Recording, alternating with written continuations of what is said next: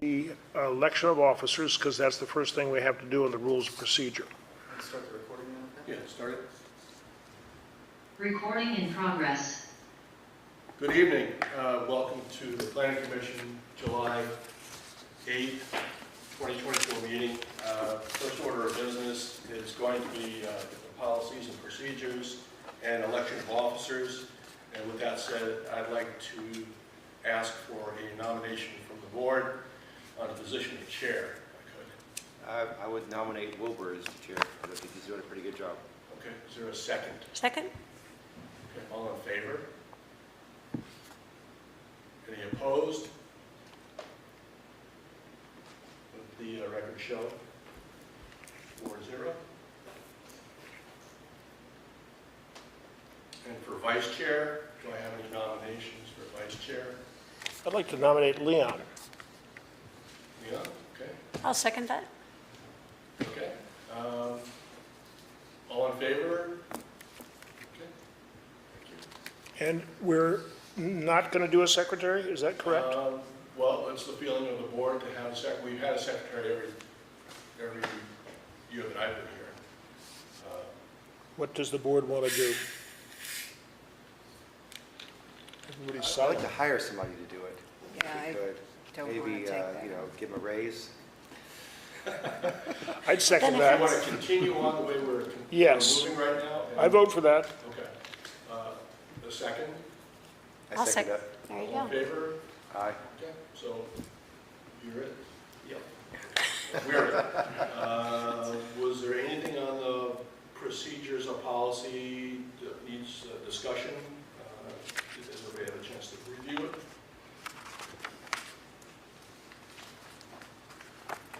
Should we move ahead with the planning commission approval of the minutes of May 13th? We can do that. I'll turn it over to the chair. Does anybody have any comments about it, or does anybody want to make a motion to approve the minutes? So moved. I second it. All in favor, say aye. That's the minutes of the 13th. Do you want to do it separately versus the minutes of the 20th? Yeah, probably, just. Okay, based so on minutes of the my- 13th have been, are ready for a vote. All in favor, say aye. Aye. Aye. Aye. Opposed? No? Okay, so May 30th minutes.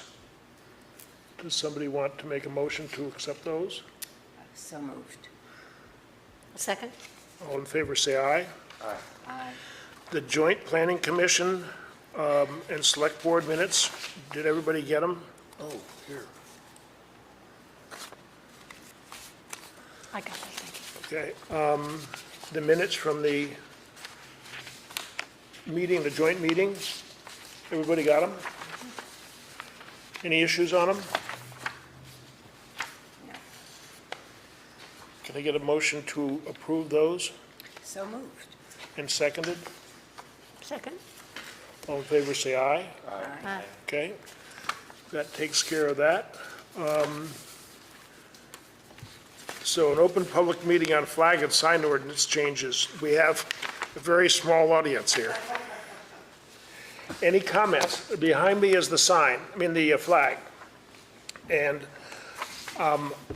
there has been one comment about it, and that is that if you hold it at the angle that a normal flag bracket holds it, it's Can't read it. can't read it.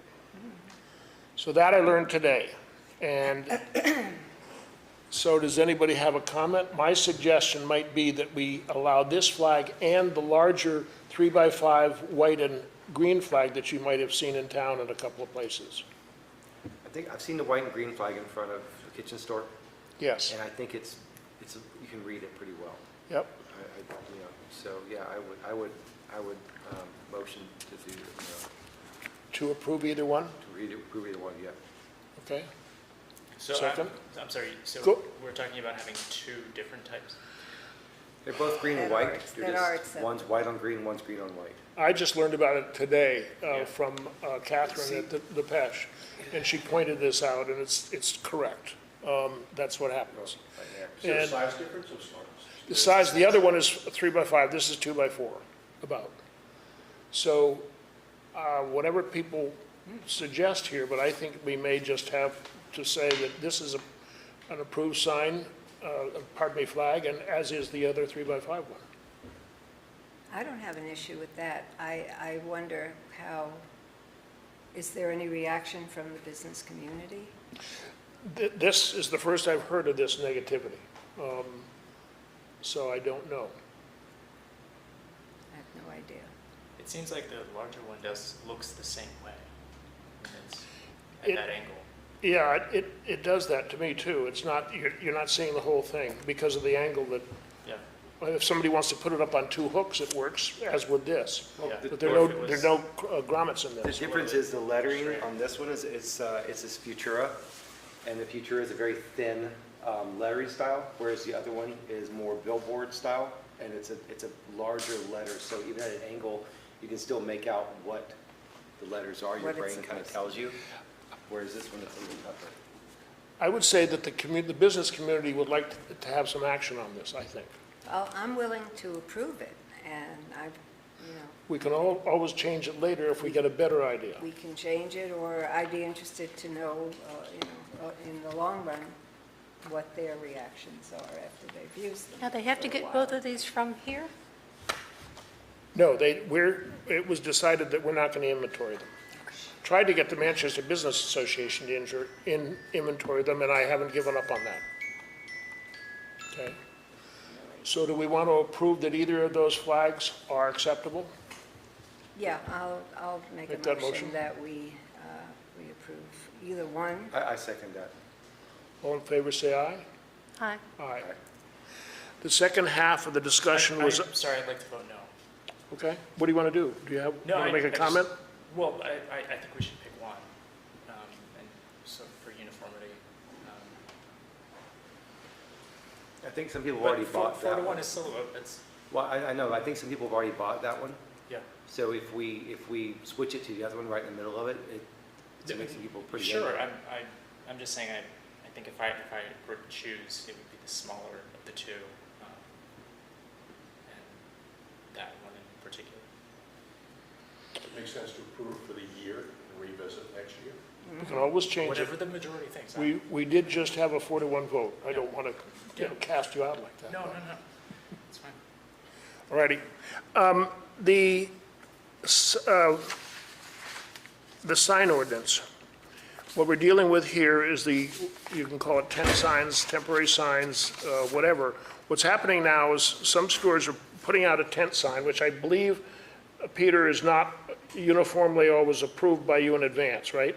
No, well, they have an online registration. They're free to go online and register that sign. They can put it up the same day. There's no real overview of it. Okay. We're having people put out signs every single day, forever. And I don't know whether it's something that bothers this group or not. I'm looking for some input on it. I don't find it objectionable. I think it's, I think storekeep, oh God, I thought I shut that off, I'm sorry. I think that storekeepers seem to like it, and they're using it a lot, actually, if you walk through town. And I just don't have any particular feelings, negative feelings about it. My only issue with them is I often see them out and they've been knocked over or blown over because they aren't putting the proper weights, the sandbag weights on the legs to keep them steady, because if we have a strong wind, it could blow out the traffic. There are safety concerns surrounding the signs. So we should kind of, put a rule up that they have to be weighted if they're out in order to keep it as, just for safety reason. Because you don't want it blowing out someone and causing No, an that makes accident. sense. I suspect there's going to be some negative reaction to that because watching the Zippy Chicks girl every day bring it out and put it up there, and if it weighs 5 pounds, that's easy. If it weighs 25 pounds, that's not going to be popular. the But sandbags The sand just sits there, right? I agree. What is they're little, they're not big sandbags. They're little handled bags that are made for legs and things like this. They have they're kind of a canvas thing with a handle, and they have 2 little bags on either side of it. Could they leave those outside at night? Yeah, they're waterproof, but you set them on there and it keeps it from moving if the wind comes up. this seems like an issue of compliance and inspection. Are you interested in going and checking on these signs and saying, you gotta do something better? Well, sure, of course. My point was that when you sign up online, there's a couple of things you need to do. You can't put it in the roundabout, you can't have it on the right of way, and they must be taken in at night. So there are folks who physically cannot get here to take them in at night. Is it the thoughts that we should be able to leave them up overnight? Is that still? And then the other thing is a separation between temporary and permanent signs. If you have a temporary sign and you're constantly renewing it, you're effectively having a permanent sign. That's the other thing. So do we need to, I understand the need for a temporary sign. If you have an event coming up, the horse show, a sale that you have coming up, and I think that all you need really for that is something like a 14-day or, 2-week exposure. But right now what we have for temporary is a 90-day max. And you can renew that every 90 days. So Do we have any comments from the audience?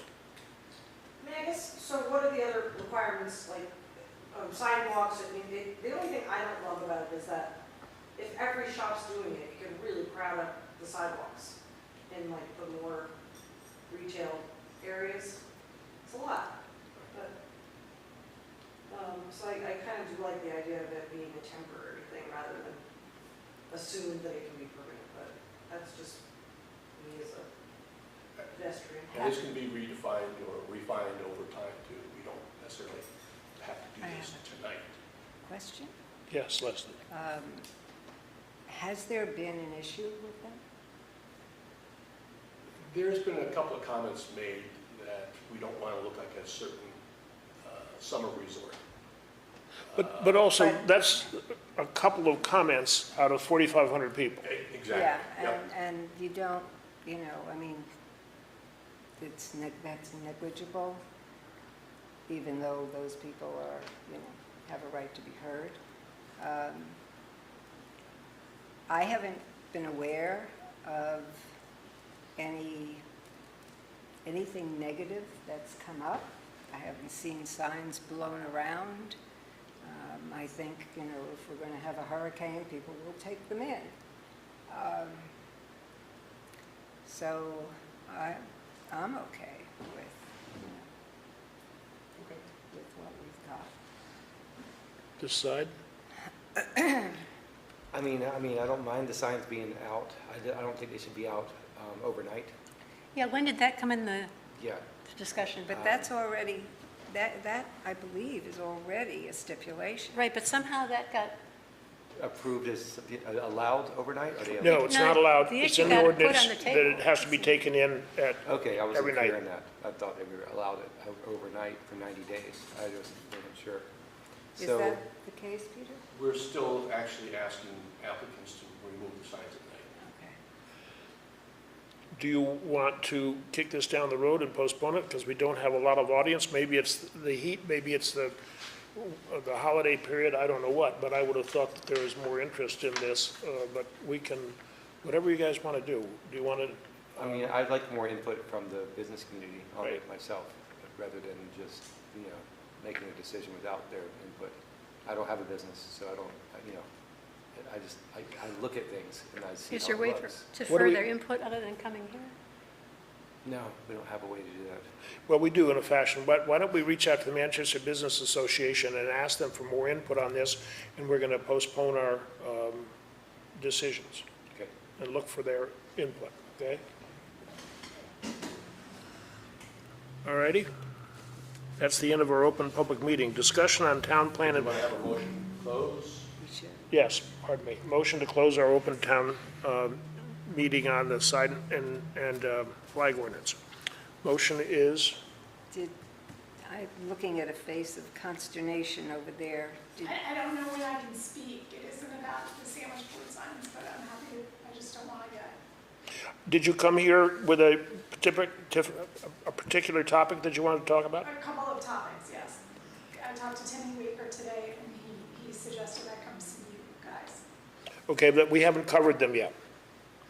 It's like, I don't know when you do your open comments. On the subjects we were just talking about? No, it'll be, well, it has to do with parking. Okay, that's a little bit later, but we will discuss it. Okay. Yes. Do you want to leave this hearing open for the A-frame signs? I don't know how you do that now. That's what are we supposed to? Vote a The continuation. proposed language, Continuation, right? so the proposed language for the flags, you want to move forward to the select board, and then the A-frame signs, you want to deliberate on more. I believe that's what we decided. Okay. Do we need to vote on delaying the sandwich board signs Yes. technically, and then theoretically have a third vote that sends the full document as amended, and then close the hearing? Do we want to separate them, and we're going to close the hearing and send the flag issue to the select board, or do we want to continue to have them together and That's a would- good question. Would you? Yeah.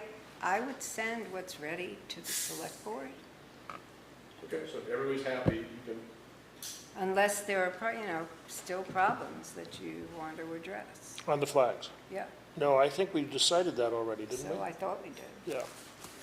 Okay, so we're going to close the meeting, and we're going to With the flag. continue taking input on the sandwich boards. Yes, but do we technically need to vote on delaying the sandwich board? yes, I would Yes, say you yeah. keep the meeting open, hearing open, continuation. I would like to ask that we table the sandwich boards until the next meeting, so we can discuss it further with the business. Okay, so that's a motion. Do we need a second? Do we have a second? I'll second that. And all in favor of that, say aye. Aye.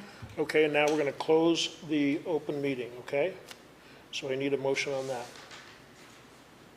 So moved. Okay, and a second? A second.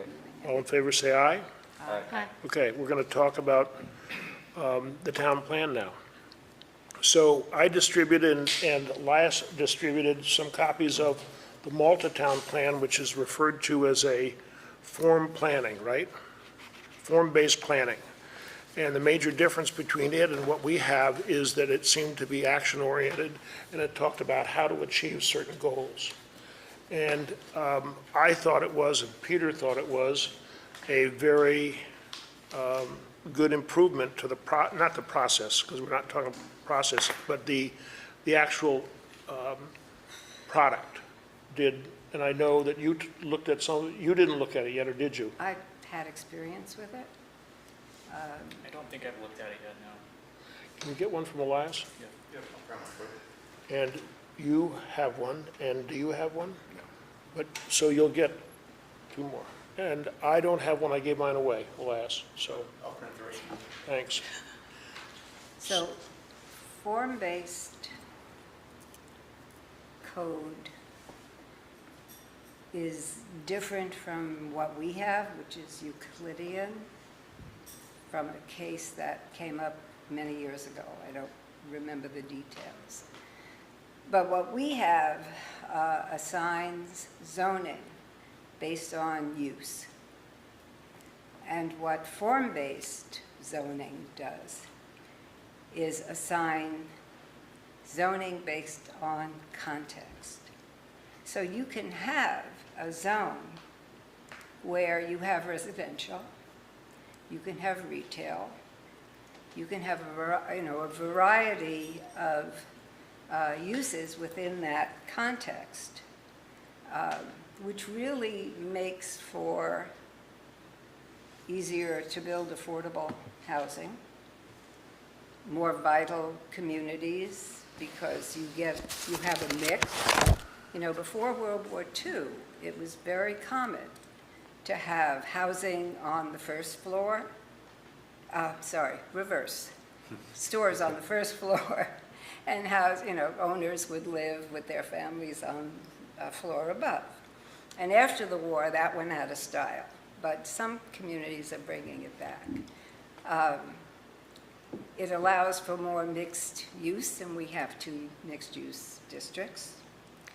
There are a lot of benefits to it. I have some I didn't make copies for everybody, but I can refer you to some short pieces about it, if, you know, if we're interested. It takes us in a very different direction. I think it could be very positive, but it is very different. I mean, our downtown corridor, especially Bonnet Street, is pretty much that already. It's a mixture of businesses and There's some. homes and offices. It's a, you know, pretty diverse mix, and I think that street works pretty well. Yeah, So and I you know, could see this that can. being applied to many parts of town. Yeah. Leslie, what's the difference between having it zoned mixed use and this other? Mixed use fits into, can fit into, but what you do with code-based is you look at shapes of buildings so that you don't wind up with a skyscraper in the middle of a block that has lower sided buildings. But wouldn't zoning cover the height? You would zone. I mean, yeah, I mean, it's a regulation. Like, there's height and, you know. Right, I'm trying to figure out, and I guess I'm slow. What's the No, difference you're not between slow. having, Anything but slow. Go okay, ahead. having zoning that's mixed use and having the Malta form-based code as far as what can go into that zone? That's very similar. That's why I said we already have mixed use. We have 2 mixed-use zones, which allow for that kind of building. Okay, but most of our zoning is not that. Does that mean we have to switch? We have residential, I got that. You know, But and does we this mean have- we need to switch our yes. basic, how we zone and zoning model, or just get more mixed-use zones? I can't answer that question. I mean, one of the issues I see with this is we have rural conservation and rural agricultural, and those 2 zones are pretty much not meant for high-volume business to be in those areas. But if we do a form-based zoning, it sounds like we could build, in rural conservation, we could build, you know, houses and Yeah. businesses. We could, That wouldn't necessarily benefit the views around here. We'd have more houses on the mountainside and less trees. Don't approve everything, and you don't have to change everything. I mean, I'm not going to make this decision. Oh, yeah. I'm not, you know, I know No, I- that there are benefits to it. I know that we need business, you know, we need more, we could use more business, different types of economic drivers, let's put it that way, in this town. We obviously need housing, and we need affordable housing, and we need workforce housing. And we need those pretty desperately. You know, it tends to be an opportunity to do that. I mean, we could do that in different ways if there's a will to do it. And my concern has been, you know, is there a will to do that here? Form-based or otherwise. My question about Malta, New York, I'm not familiar with it. Does it have a national forest around it?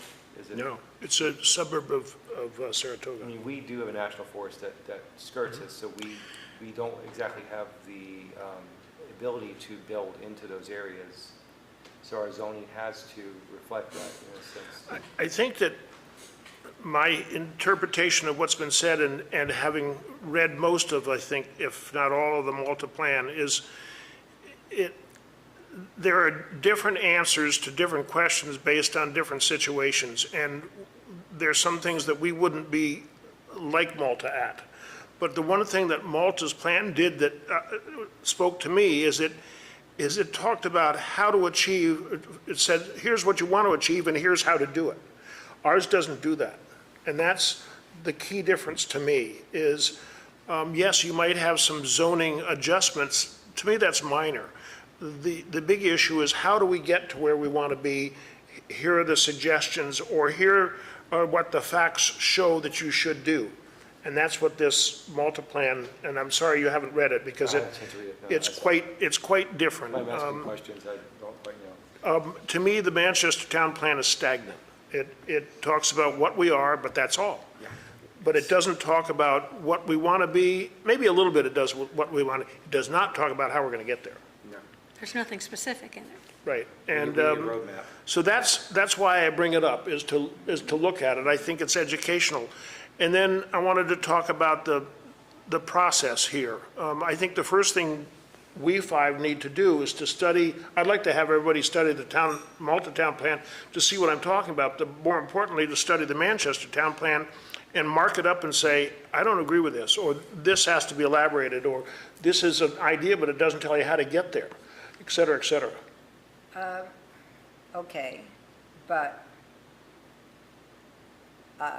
when the 2017 plan was rewritten, I think Janet mostly just rewrote it, there was no input from the community.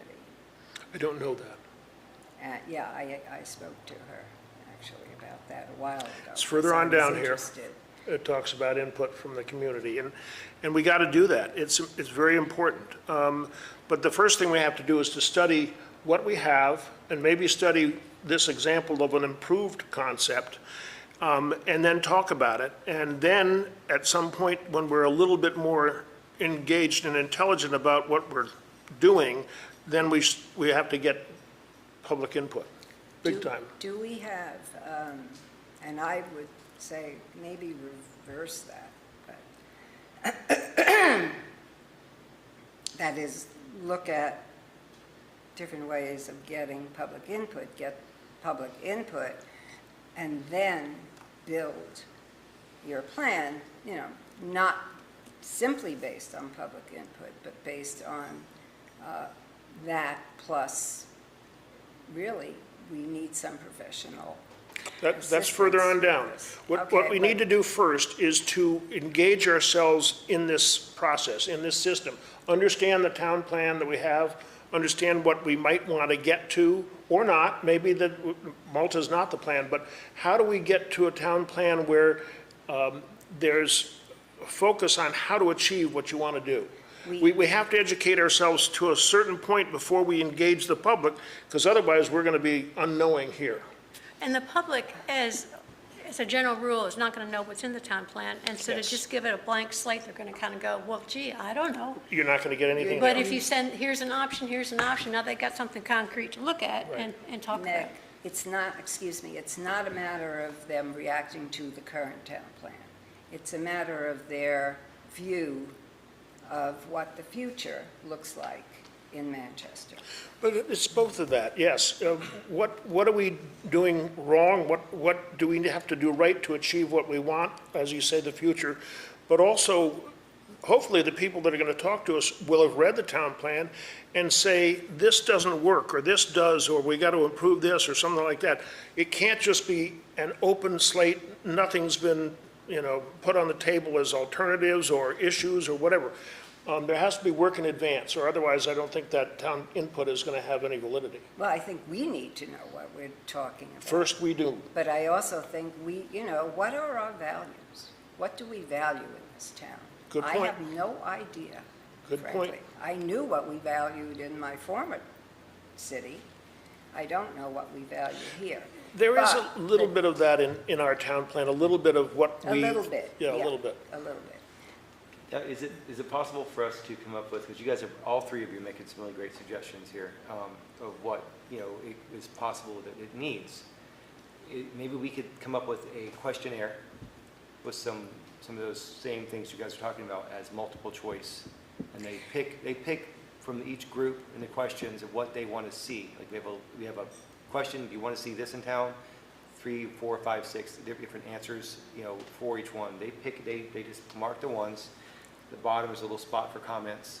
They can send it back to the town or drop it off the town office, and then we can take that input from the mailer and use that to base our direction for the town plan. Can we talk about that kind of as a third step? The first step is to educate ourselves on this whole situation. The second step, I think, is to go out to the town and say, we want your input, and we want to hear from you, and we're going to be sending out something via the internet that is just what you talked about, the questions. And then we're going to talk about those questions, and hopefully people are going to come, get engaged and listen and argue and whatever about those points, and that means we're making progress. I think that's a great idea, because people, they need sort of a direction on where The they're. direction, you can't just give them a blank page and say, write what you think. You're not. Exactly. It's too chaotic. You got that process down on there? There also should be, there are different ways to get input, and you get different kinds of input from different ways of getting it. So there are panel discussions, there are Q&As, there are charrettes. I'm not sure, I'm trying to interrupt, but it seems like that's kind of a first step. And then as we're discussing it and the options and their open meetings, that's when people can give more input. And if particular issues need more work on them, there can be panels and that sort of thing, I would think. But to start somewhere. Yep, the three steps. And then when you get to the third step there, I think we will have learned more about how to do it, and that will help us determine what the next steps are. I want to talk about the timetable. So I think we each have to go home and read the town plan and educate ourselves and make sure we know what's going on, and maybe look at the Malta plan or whatever, and maybe you can find another form-based plan that you want to look at and say, this is good or this isn't good. Berlin, Vermont has an award-winning, in fact, I had a copy made by Anita, and I never picked it up, but I have it online. Their plan was an award-winning plan in 2018,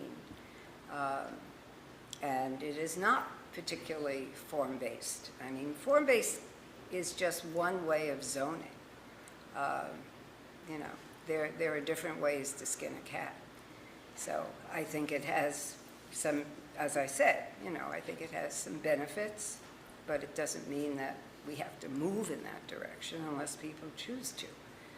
But I do think that there are a variety, I mean, if you look at what Bennington has done in terms of getting input, and not necessarily by starting out by telling the public, you know, what things we're thinking about, but having open Q&As, looking at the future. Where do you see Manchester in 5 years, in 10 years? People who live here, who know the city or know the town. They sent out a postcard dated 2030 and asked people for 4 or 5, I don't remember how it was structured, things that they would like to see in town by then. So, I mean, there are numbers of ways of doing this, and I thought we were going to have some guidance, some professional guidance. Whatever happened to that, if I might ask? Further on down the page here. All right, I'm not that linear a person. When I think about something, a lot of different areas crop up, especially. So if we can move along, we have to educate ourselves, okay? So let's make that the first priority. Then we have to talk about the process that you just referred to and how to start engaging people. We need to talk about the timetable. A grant will be sent out for an RFP, and that will go to a number of different entities. And the planning process at some point soon, I would hope with Scott's help, we can determine a calendar. We're supposed to have it done by May of next year. If we're well into, we've heard from Gordon Black that if we're well into the process of rewriting the town plan and we're not done by then, that's okay. We can finish it in a period of time. He said that's the process in Vermont. But we have to get very involved in it. And at some point when we figure out how much money we've got in a grant, then we talk about how and what type of professional help we're going to get. What else? The planning. Chairman? Yes. Can I make a suggestion? I think getting people engaged by sending out a survey, like Leon said, is a really good way to start, because like you can kind of see from the attendance in the room, there's not a lot of people that are really tuned into this even being kind of discussed at the moment. So without, I know that it's going to be hard to generate the perfect survey, but anything that just kind of gets some voices into a room, I think is a really great way to start, just to get people to come and attend and talk about their interests, and then kind of see the direction where it takes us, and you can kind of start sussing out what are the more important topics or things that people are going to want to address in this plan. It's too bad that Sharice wasn't here, because that would be the first step to me, is to have her put something in the paper that talks about how the planning commission is going to be looking for public input and response from the community, et cetera, et cetera. I think, She's right here. oh, She's online. all right. Who's got the hand up? Sharice, it's your time. Not to me, just wanted to say that I'm here and we're happy to take any submissions, either an op-ed or a press release, anything that you'd like. Happy to work with you. Anita Shelton might be a good resource to just kind of talk about outreach and how what's been successful in the past. And I don't know that we have a great email database. I think there's probably, we could probably do something, could do something on the town website just to get the ball rolling, but Anita's pretty good with that outreach stuff. I think most people with a water bill here in town have an email address on file. Yeah, So, yeah. Did you have your hand up back there? Yeah, I think that the plan needs to be brought in. Can I ask that you stand up there, because there's a speaker up there? So that way, everybody Okay. out there can hear you. My name's Karen Garyak. I think that the plan needs to be tighter. I think that right now, the Development Review Board is giving out a ton of variances. I think probably a lot of the local population feels like, why do they really have to get involved? Because if they own a property and somebody isn't supposed to do something next to them, they can go to the Development Review Board and it's gonna pass because they'll come up with a variance. Like, I think that nonsense really needs to stop, and it has to be reined in. Thank you.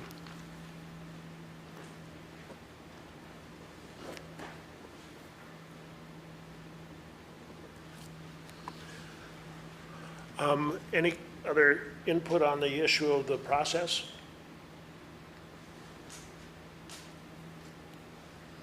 Do we want to move on to number 4? Are there any other, no other questions on the town planning issue? Okay. Number 4 talks about the discussion of RV and camper proposals, and I was wondering, it was you and Thomas were talking about that. Thomas was going to do some rework of the language, I believe. Did you ever get a chance to? I did, I emailed it to you, but we might have missed.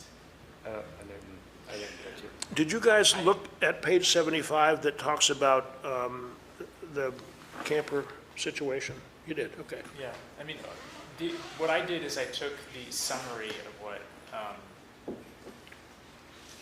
don't recall whether or not, Leon, that you actually wrote it or not, but the Yeah, summary I that wrote it. you wrote, and just quite literally put it into the format that we would need for our zoning. I didn't make any changes, I didn't make any recommendations, I just wanted it to look and read the way that it would as if it were as if it were approved. So that's all that I had done. Can you distribute that to us 5 and Peter? Yeah. Great, thank you. Discussion of short-term rentals.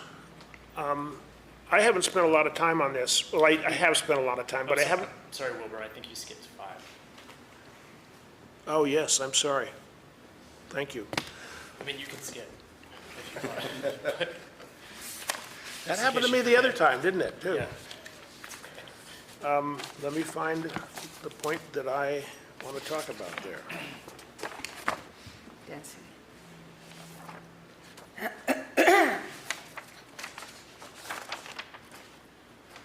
So the R1, RR, and RA have been changed about a year ago, was it?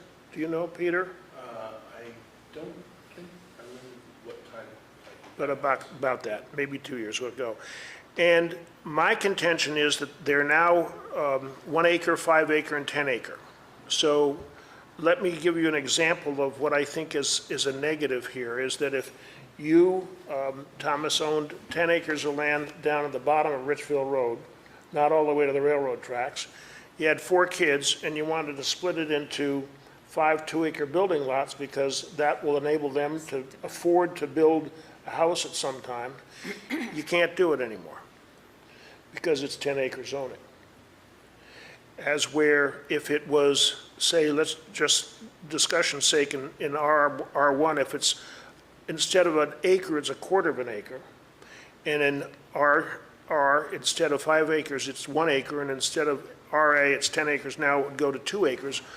It gives you a lot more flexibility in building houses that are affordable, and that's a key issue in this town now.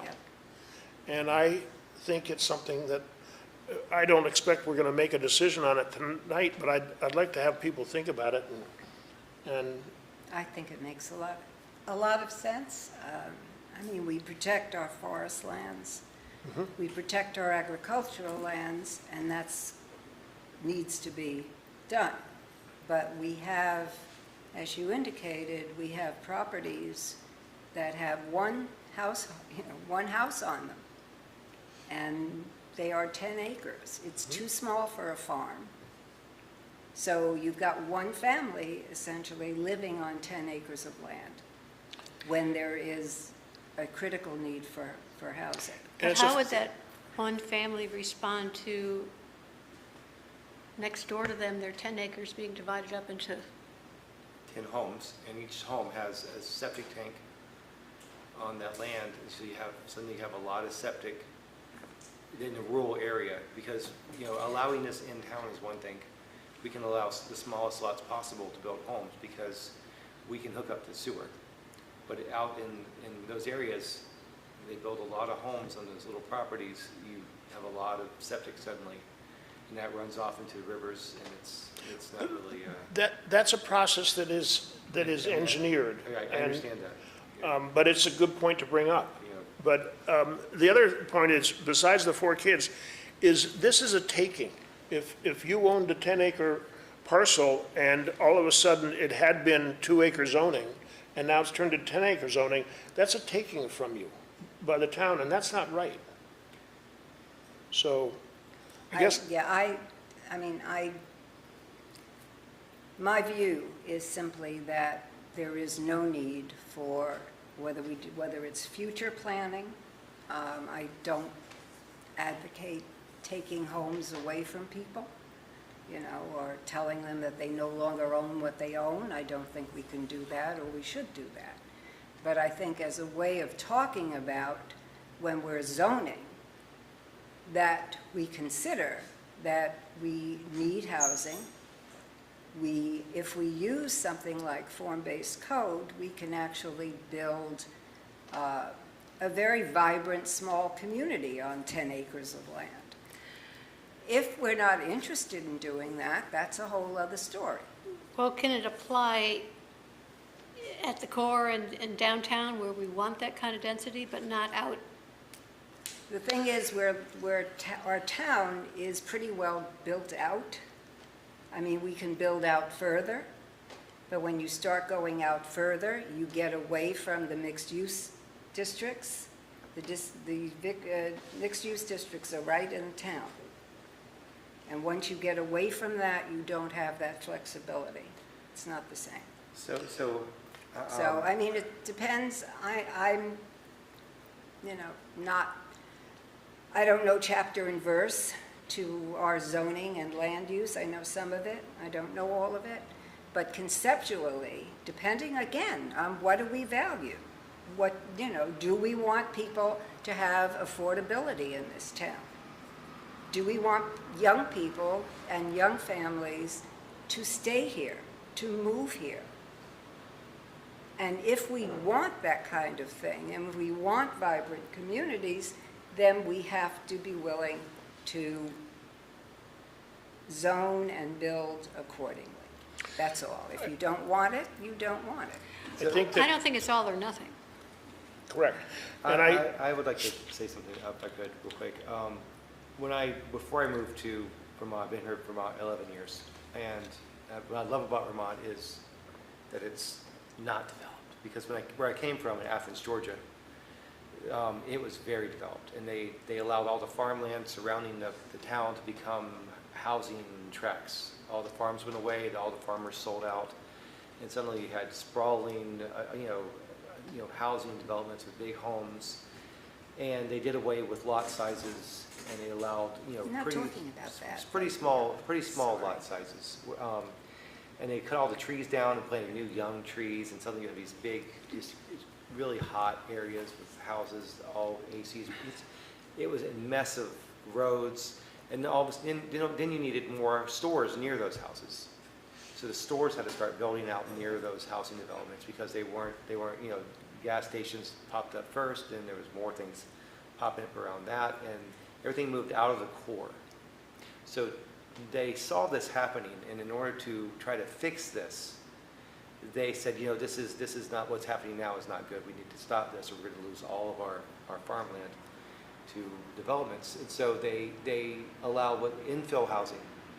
So if someone has a plot of land that's 40 feet wide by 60 feet long, they can build a house on it. They allowed, and they wanted to encourage infill housing inside the town in order to build small homes and more densely packed neighborhoods in order to create, like as Leslie was saying, that sense of community with people all living close together, walking out of their homes together, talking, that sort of thing, front porches. It's a different thing in the south, but in the north, I know, but it's, it worked, and it slowed down the development outside of town, the sprawl, we call it.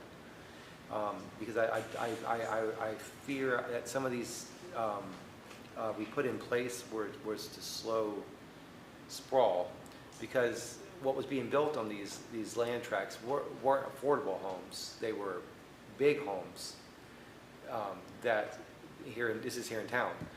These really big homes are being built on these 10-acre lots that no one really can afford to live in. They're not farms, as Leslie was saying. They're not. And then, of course, if we divide into smaller and smaller lots, then each lot is allowed to cut down a certain amount of trees. And suddenly you have a lot more trees coming down on all of these lots, and all of our wood areas become a lot sparser. And we lose some of that, too. Well, that's why you planned, Leo. Right. That's what I'm we're sorry. doing. So That you're painting a picture of an extreme. Well, right. But And you don't ever I would never want to see that kind of planning. Right, well, Ever. we planned this in order to discourage some of that, but Wilbur has some good points about if someone wants to inherit land and divide it up, that's good points. So it's also a fine line. Maybe my suggestion is too far over, but I just think presently it's tough what it is, and it is a taking and such. And I also want to say my perspective, being a Vermonter, all my life to date, I have a different perspective as to what should be going on than what took place in Athens. And maybe the Depot Street project was a trigger for me, because having your kids or grandchildren grow up on a parking lot is not what Vermont is. And so, but I would like to have people just think about this proposal, because I think it has some merit. Maybe I've gone too far with the suggestion, but I think it's something we should consider, and we certainly should consider it in the town plan process. But, I think so. Well, so, so I don't particularly think you've gone too far, and I don't disagree or necessarily agree with either of you.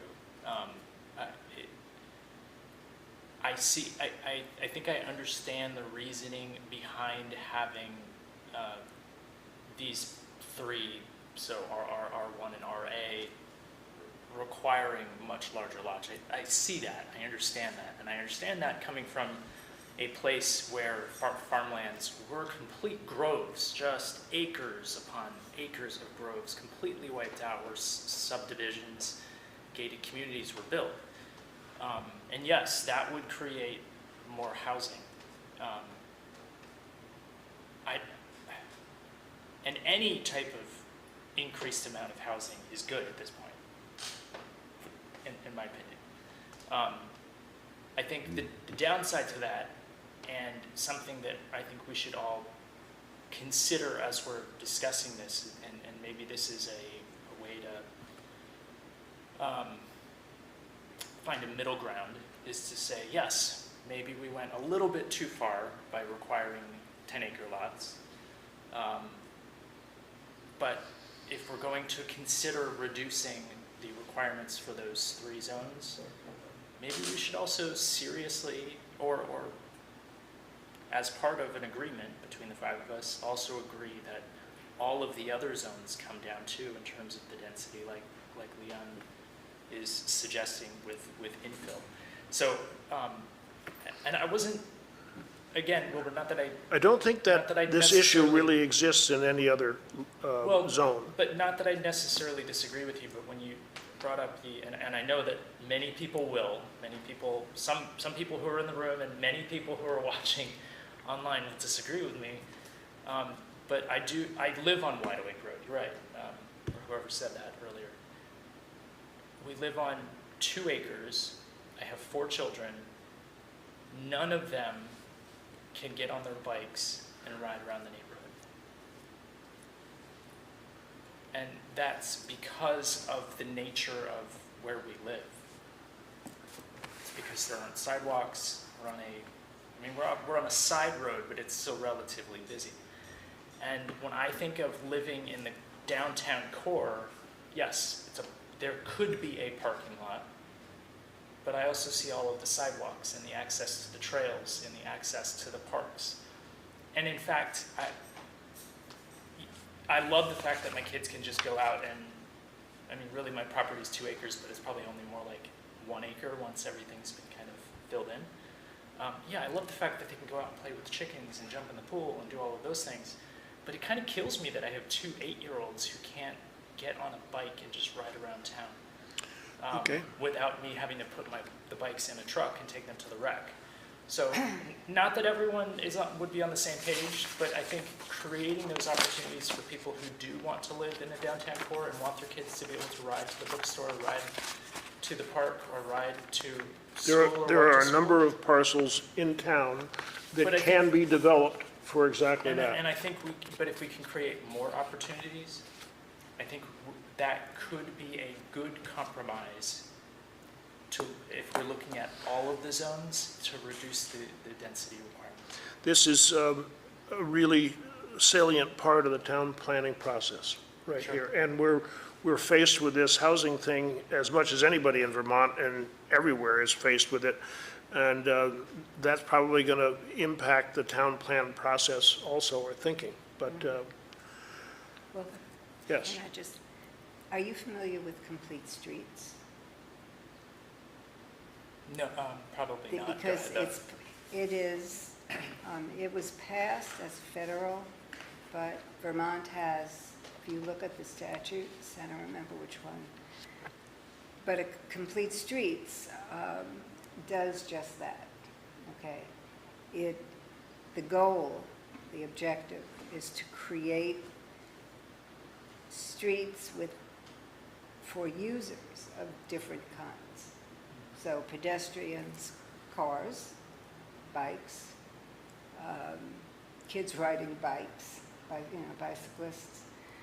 And it also, again, requires planning. I don't know how zoning fits in there because, again, I keep saying I know some stuff, but I'm not a professional. But that concept is one that is in the Vermont statutes.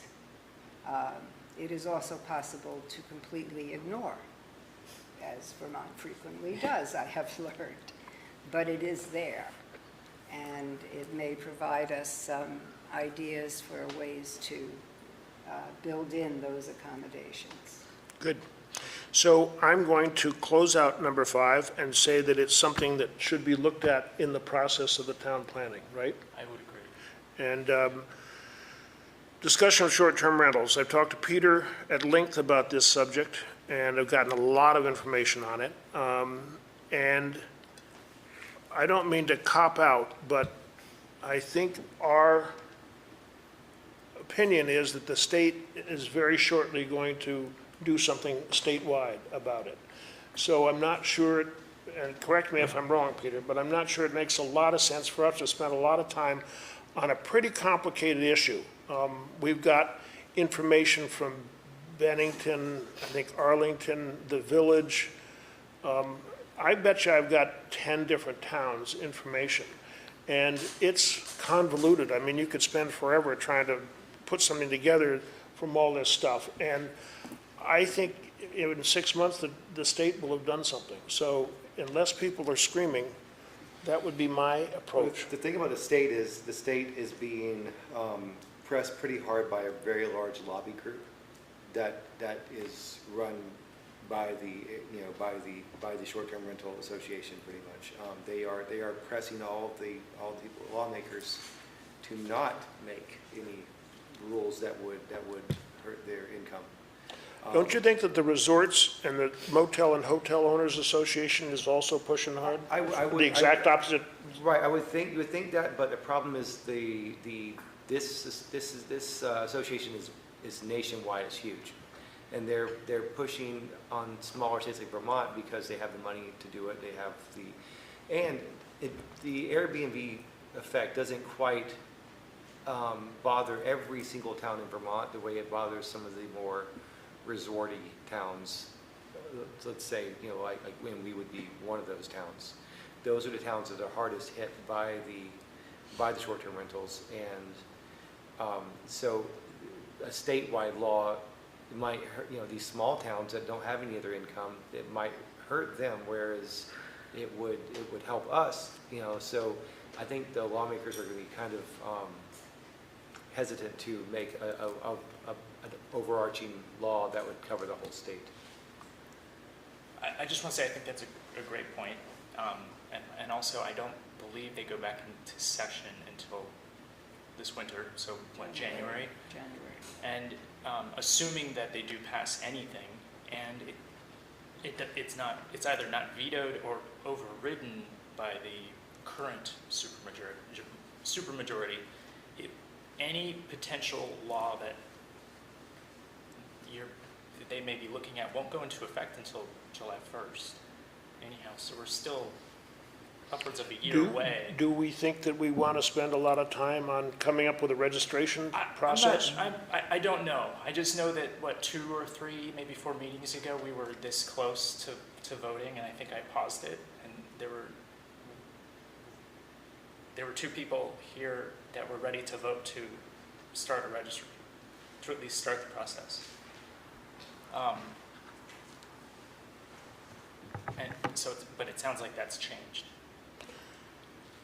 Other input? I mean, the last I remember from, it was a few meetings back, an ex-member of the Planning Commission, Bill Drunzik, was here, and he had some suggestions on creating zones and allowing it in certain zones and disallowing it in other zones.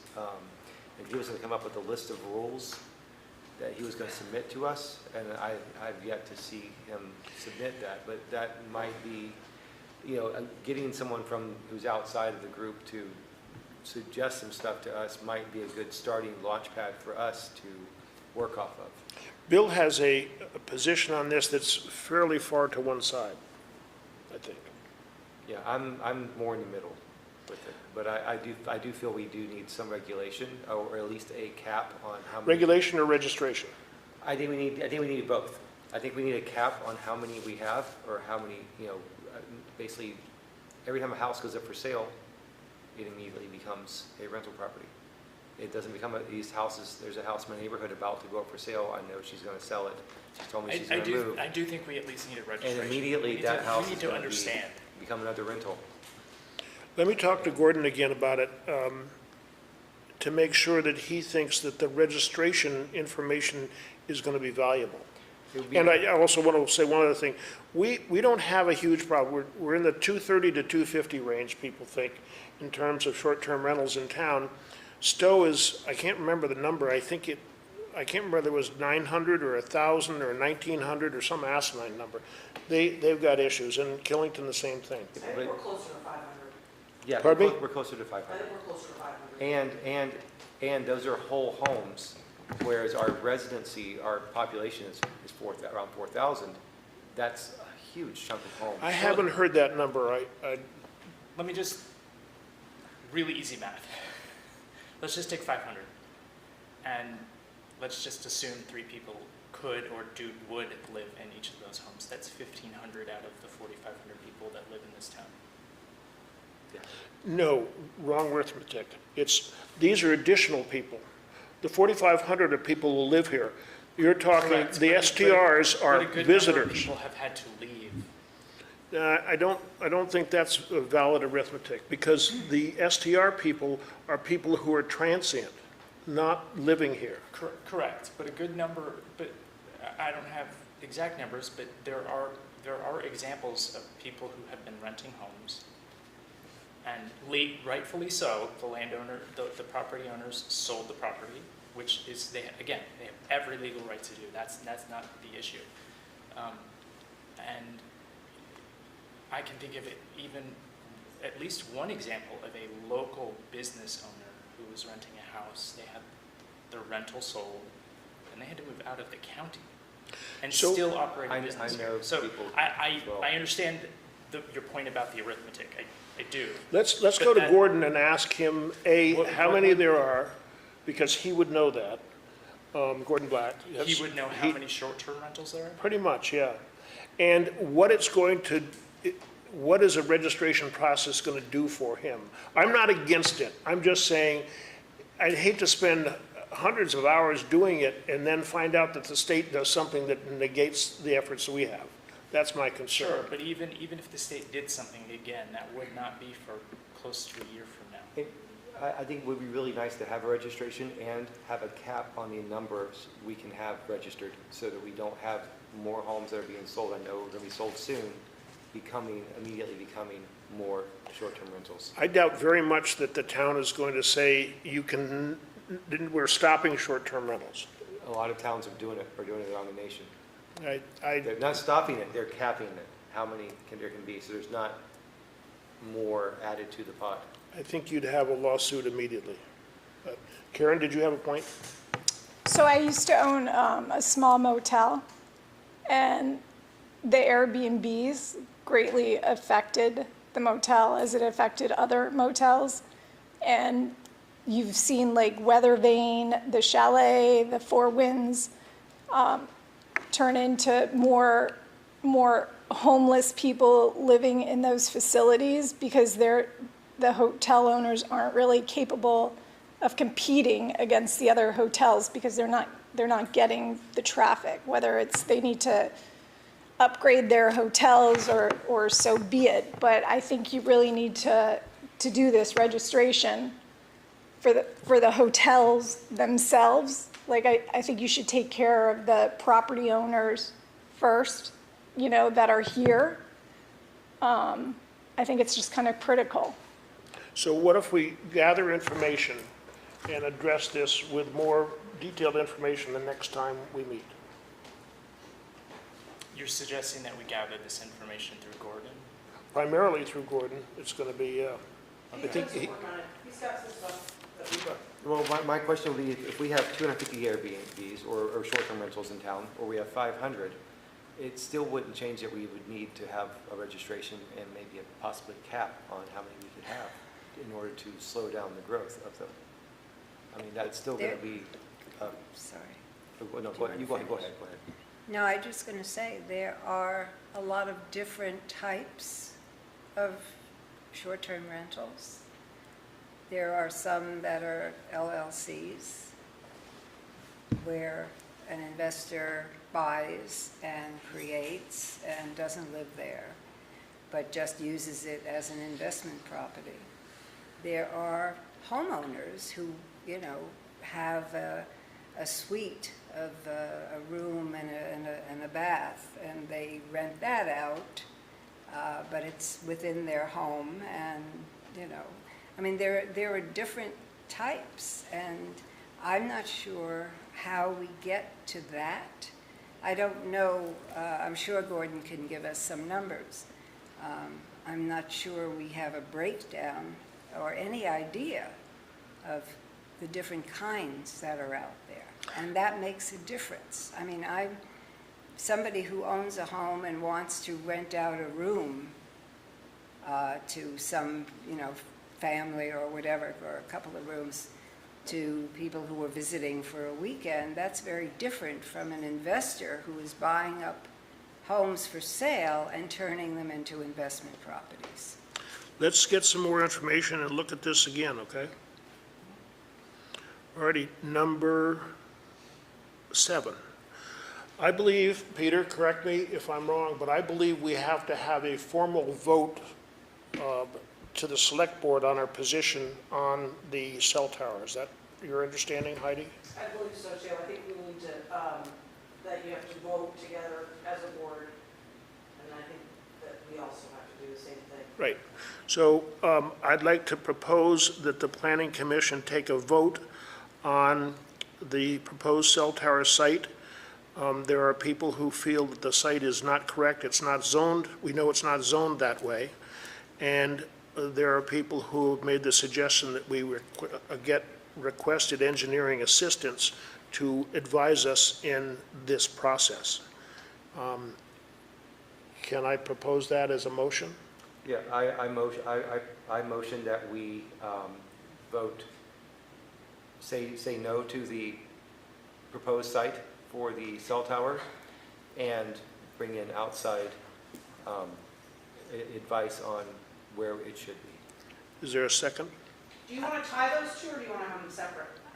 Yeah. I think you should separate them. Okay, fine.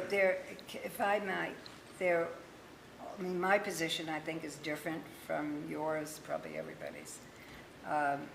And I would like to have an opportunity to vote on what I Of course. feel. And I can't do it if we do that. Oh, no, I understand. So you want to have two different proposals? If we Sure. separate it. Okay, so we're going to, So the we first vote proposal, yea, aye, or, yes or no. I'm sorry, Wilbur, I'm over talking. the first proposal would be on the location of the cell tower as proposed. I motion that we say no to that location because it's not properly zoned for a cell tower, according to our zoning that we've come up with over years and years of planning here at the commission. And a second? I still don't. I would like us to vote on the current proposal, That's what we are doing. yes or no, That's but what we- without those stipulations in between. We can go back to that. Can you amend your motion? What stimulations to are you say talking about? That we're voting I just, either yes or no, yeah, basically? Okay, I get it.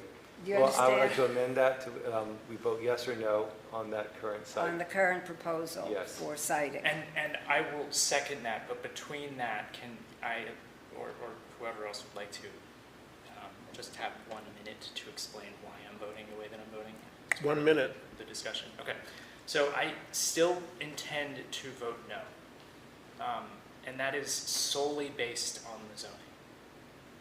Twice, this company has come back to us fully acknowledging, fully aware that this little rectangle is zoned, and what is it, MU2, right?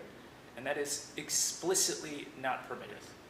Now, I am very hesitantly voting no because we need a cell tower. We need better reception. And I know that many people will disagree with me, maybe not particularly in this room, but the science, I do not think, I believe that the science shows that it's not as harmful as what No, many- that's not part of the Yep, proposal. I still have a minute, that the science still shows that these communications towers are not as harmful as the majority of the people who showed up at the public hearing want to suggest. Okay, so we've had a motion and a second, right? We haven't had a second. We haven't had a second? And He seconded it. I second it. Yes, I thought so. All in favor of that motion, say aye. I, Aye. Aye. Aye. All opposed? What is the motion? I've lost the motion. I'm sorry, but I lost the motion. The motion as to whether we approve the location, potential location of the latest proposal by Or Verizon. deny it. Okay, I vote yes. Yes, what? Yes, I am in favor of the proposal as it is. Okay, fine. Was So that was a presented. 4-to-1 vote, if you could take care of that, Mr. Secretary. Secondly, we would have a proposal regarding engineering assistance to assist the town to determine a more appropriate location that is zoned properly and gives the adequate coverage that is necessary in town. Would you make that motion? I motion that we find an engineering company to come to find the best place for this that would provide proper coverage, because I want to say, we do need coverage. It is a need. Yes. But that close into town where there's already coverage, it didn't make sense to me. Yep. Is there a second on that motion? I second that. Great. All in favor, say aye. Aye. Aye. Aye. Great. Okay, that was a unanimous to get assistance on the best location. I have a last thing I want to say, and I don't think we have to vote on it, but I want to say that I feel very strongly that the Select Board and the Planning Commission, the DRB, the town, states strongly that we know that there is a need to improve cell phone abilities and communication and data movement in this town. We just need to find a really good way to do it. So that's my personal opinion at this. The agenda says other business. I have other business before we get to Karen. I know Karen has a I do pretty as well. big thing. My other business is a question for Peter. Do we have a noise ordinance in town? We do not. I didn't think we did. So is that, would that be up to planning, or would that be up to select board to put one in place? I don't know why we haven't had one. Yeah, I don't know either, because it's starting to become an issue. Okay. And I've gotten some complaints from some neighbors because, you know, on any Thursday, Friday, or Saturday night, we go out to our backyards and all we hear is some white guy singing Bob Marley very badly coming from one of the local music venues.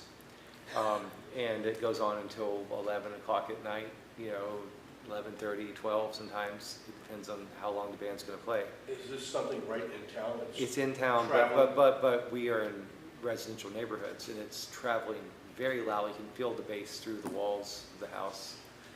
Is this like a wedding venue type of thing? No, it's just a local business. But that's a good point. I'm but- sorry. But it would be easily fixed if the band was inside the building rather than outside, or if we had like a 10 o'clock cutoff, which a lot of towns have 10 o'clock Quiet hour. quiet hour for that sort of thing.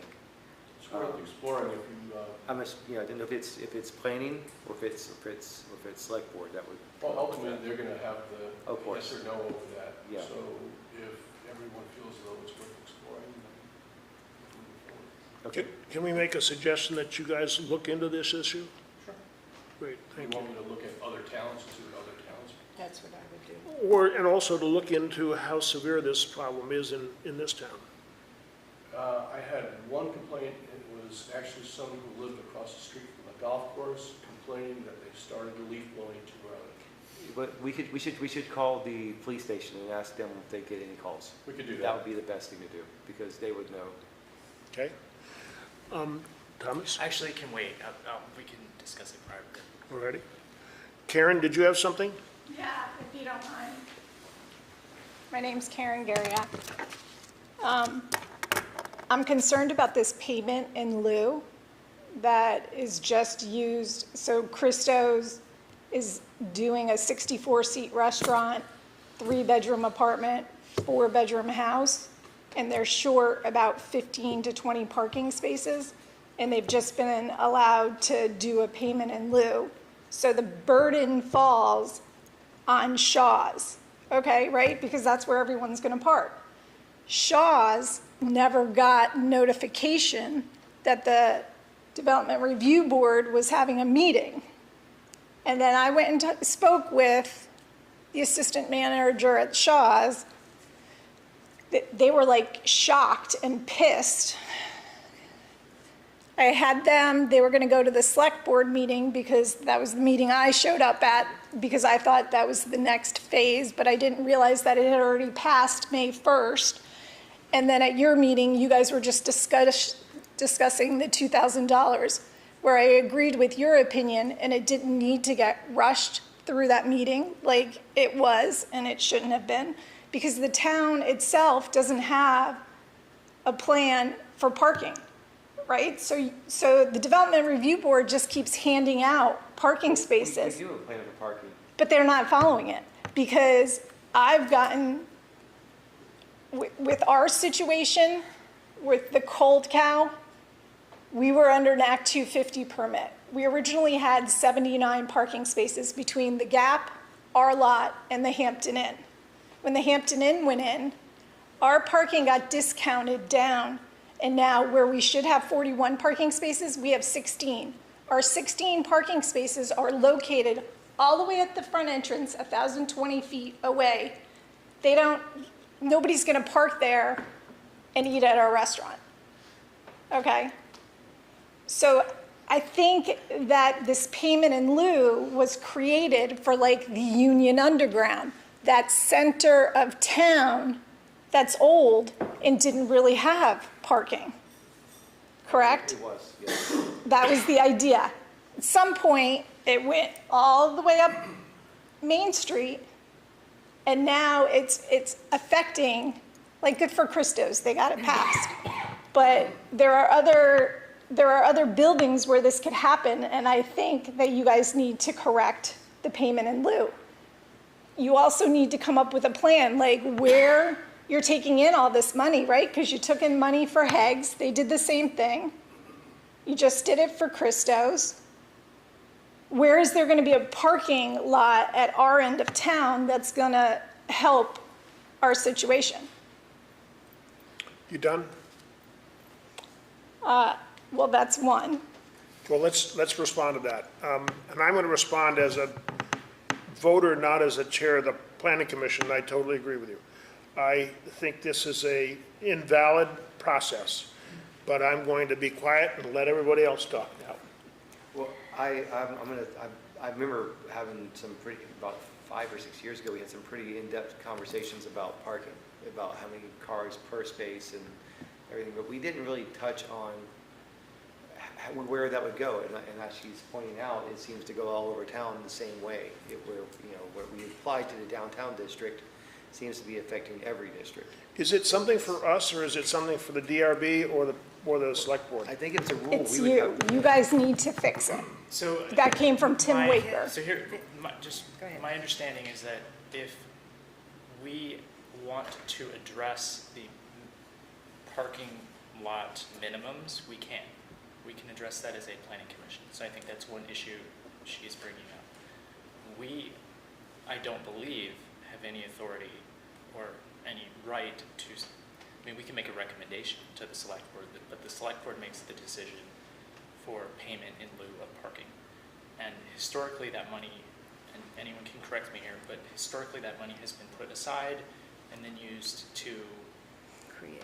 update, create, renovate town parking lots, and that's where the theory comes from, that if we're doing payment in lieu of parking, we're creating parking in other spaces, in other areas.